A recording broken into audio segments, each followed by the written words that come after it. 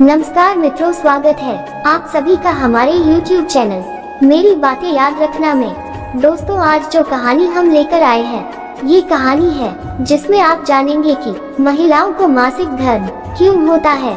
तो चलिए हम शुरू करते हैं, आपका टाइम ज्यादा ना लेते हुए इस कहानी को। और अभी तक आप हमारे चैनल को सब्सक्राइब नहीं किया है तो जरूर करें, आपका एक सब्सक्राइब हमारे लिए बहुत महत्वपूर्ण है। तो चलिए हम शुरू करते हैं। ये बड़ी रोचक कहानी है। क्या आप जानते हैं कि महिलाओं को होने वाले मासिक धर्म का पुराणों में उल्लेख शामिल है? उन्हें मासिक धर्म क्यों होता है, इस पर एक पौराणिक कथा भी मौजूद है जो इंद्रदेव से संबंधित है। भागवत पुराण में वर्णित एक कथा के अनुसार एक बार बृहस्पति, जो देवताओं के गुरु थे, वे इंद्रदेव से काफी नाराज हो गए। इसके चलते असुरों ने देवलोक पर आक्रमण कर दिया और इंद्र को अपनी गद्दी छोड़कर भागना पड़ा। असुरों से खुद को बचाते हुए वे सृष्टि के रचनाकार भगवान ब्रह्मा के पास पहुँचे और उनसे मदद मांगने लगे। तब ब्रह्मा जी ने उन्हें बताया कि उन्हें एक ब्रह्म ज्ञानी की सेवा करनी चाहिए। यदि वह प्रसन्न हो जाए तभी उन्हें उनकी गद्दी वापस प्राप्त होगी। आज्ञानुसार इंद्रदेव एक ब्रह्म ज्ञानी की सेवा में लग गए, लेकिन वे इस बात से अनजान थे कि उस ज्ञानी की माता एक असुर थी, इसलिए उसके मन में असुरों के लिए एक विशेष स्थान था।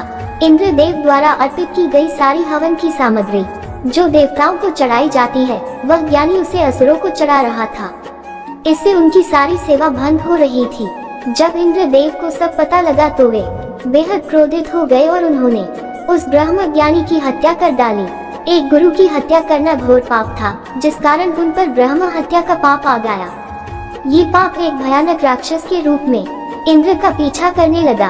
किसी तरह इंद्र ने खुद को एक फूल के अंदर छुपाया और 1,00,000 साल तक भगवान विष्णु की तपस्या की।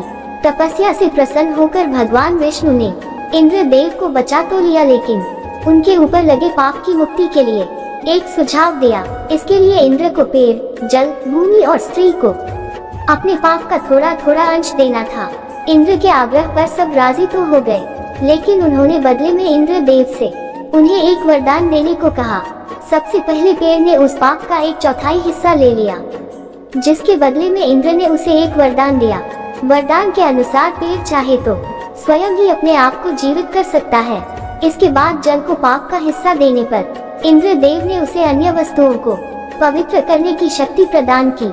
यही कारण है कि हिंदू धर्म में आज भी जल को पवित्र मानते हुए पूजा पाठ में इस्तेमाल किया जाता है। तीसरा पाप इंद्रदेव ने भूमि को दिया।